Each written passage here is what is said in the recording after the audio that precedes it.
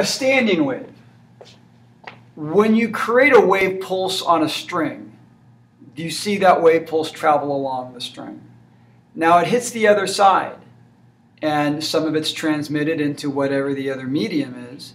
Some of it comes back, and it reflects back. Well, what if you continue to make wave pulses at one end, and then they start to interfere with the returning wave pulses? Well, it makes kind of a convoluted mess.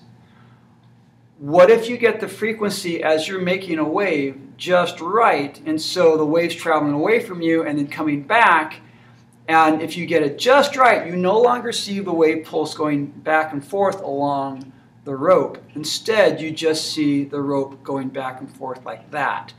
That's called a standing wave. A standing wave, you don't see the motion back and forth of the wave anymore. You just see the particles in the medium going up and down like this. Now, if you get the frequency just right, this looks like jump rope. Okay, this is just one rope, not two, and it's fixed on both ends. So somebody's holding it, or it's tied off right here and right here. And somebody's just moving their hand like this. Again, if you're actually doing jump rope, that actually is a three-dimensional standing wave. So here we have this just in 2 dimensions, and the wave is actually, the rope is actually going back and forth like that, right? So it's going up and down like that, okay? These points right here, and this is where you're holding this, those are called nodes. So I'll put that over here. It's called a node, N-O-D-E. Here's another one. I'll just use an N for node. At the maximum point where it's going back and forth, right in the middle in this case, that is called an antinode. Antinode. I'll use an A for that one. Nodes are points of destructive interference. Nodes are points of destructive interference. And if they're not moving at all, it's a point of complete destructive interference. That would be a node. An antinode is a point of constructive interference. So you have one antinode and 2 nodes. Again, this is for a wave on a string or a rope or a slinky where it's under tension held at both ends. Under some tension held at both ends. Now, the distance from one end to another is length L.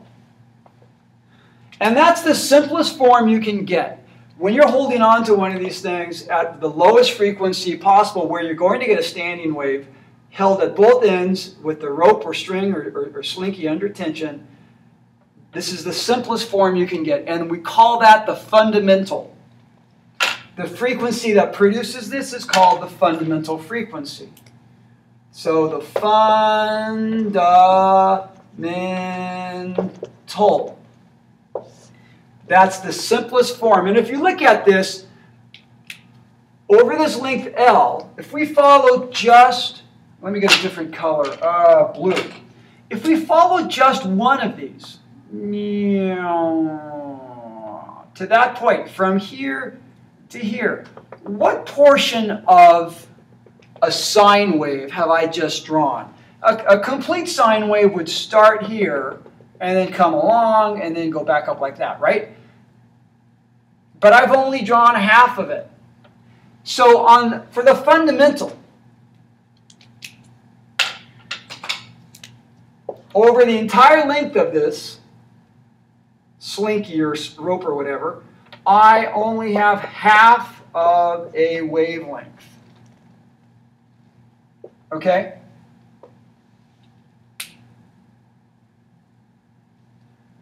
Going over here, I increase the frequency. If you increase the frequency just right, you get to where you have this thing. Again, you don't see the motion back and forth. Somebody's holding it here and here. This could be a guitar string that is fixed at both ends, and you pluck the string.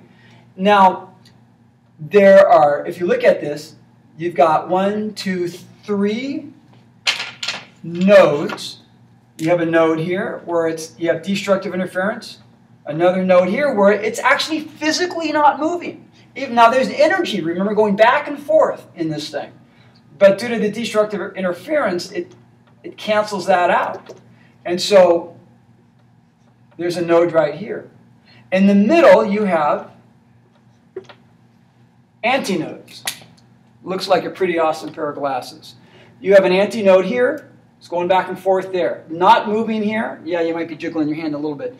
But it's not moving here. Moving a lot here. The rope or string or whatever is vibrating back and forth. It's not moving here. Moving a lot right there. Not moving there. So this is all over the same length, L.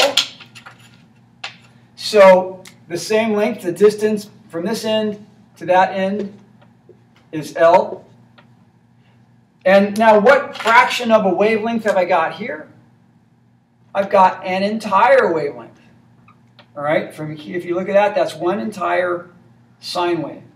So this is called the second harmonic. The second harmonic. Second harmonic. And you'll notice that I've got one entire wavelength. I'm going to put that as 2 over 2. And I'll put a little subscript here. That's for the second harmonic. Just like this, the fundamental is sometimes called the first harmonic.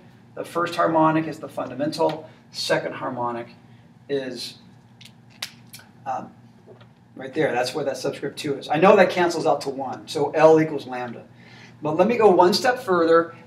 Now you increase the frequency some more. And so now I've got 3 antinodes. 3 antinodes.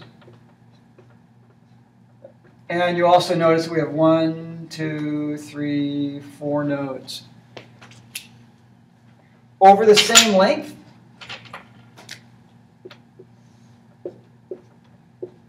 L. How much of a wavelength do I have here? Doing that in blue. Well, here is one entire sine wave. And then I go a half of a wavelength further. So I have 1.5 wavelengths here, or 3 over 2. 3 over 2 is the same as 1.5.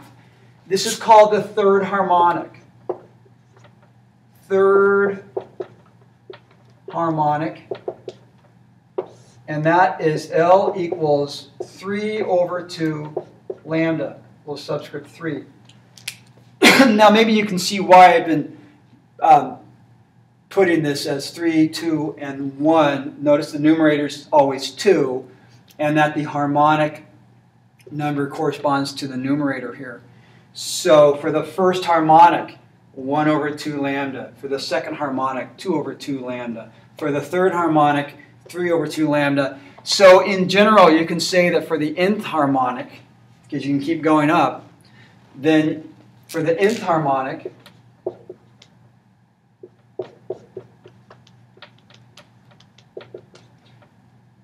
L equals n over 2 lambda. Or if you wanted to solve for lambda, then lambda equals 2 over nl. So, or lambda equals 2, or you can just do 2L over n for that matter. Okay, just by multiplying both sides by 2 and dividing both sides by n.